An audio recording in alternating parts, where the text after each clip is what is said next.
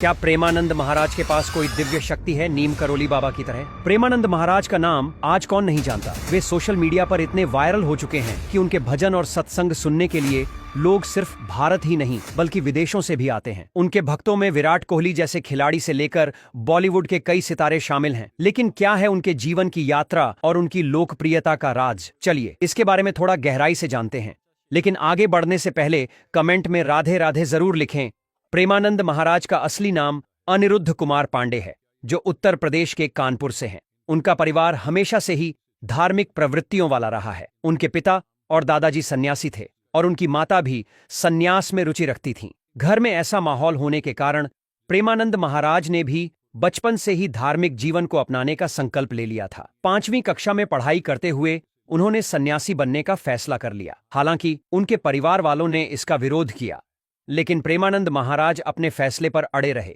आखिरकार उन्होंने आधी रात को घर छोड़ दिया और बनारस चले गए, जहां उनका नाम आर्यन ब्रह्मचारी रखा गया। बनारस में उन्होंने भिक्षा मांगकर अपना जीवन यापन किया। कभी कभी उन्हें भोजन मिल जाता था तो कभी कई दिनों तक भूखे रहना पड़ता था। लेकिन एक दिन एक संत ने उन्हें भगवान कृष्ण और राधा रानी के रासलीला कार्यक्रम में निमंत्रित किया। इस कार्यक्रम ने उन पर गहरा प्रभाव डाला और उन्होंने वृंदावन जाने का फैसला किया।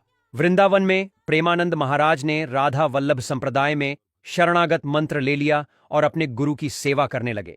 उन्होंने राधा रानी की भक्ति में ध्यान लगाया और सत्संग करना शुरू किया। उनके सत्संग ने लोगों को अच्छाई के मार्ग पर चलने के लिए प्रेरित किया और धीरे धीरे उनकी लोकप्रियता बढ़ती गई।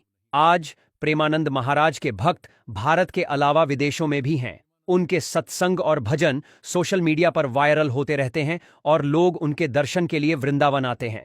कुछ लोग उन्हें भगवान कृष्ण का अवतार मानते हैं, लेकिन प्रेमानंद महाराज खुद को केवल एक भक्त बताते हैं।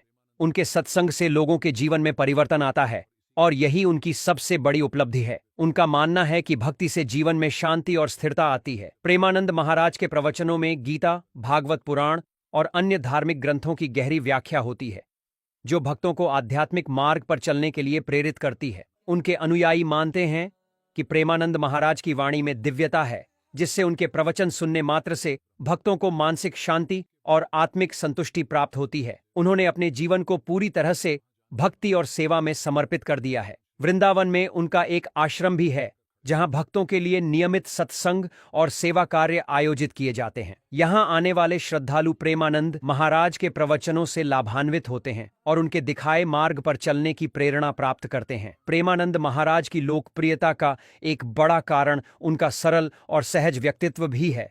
वे हमेशा सभी के प्रति प्रेम और करुणा की भावना रखते हैं। क्या आप भी प्रेमानंद महाराज को एक सच्चा संत मानते हैं?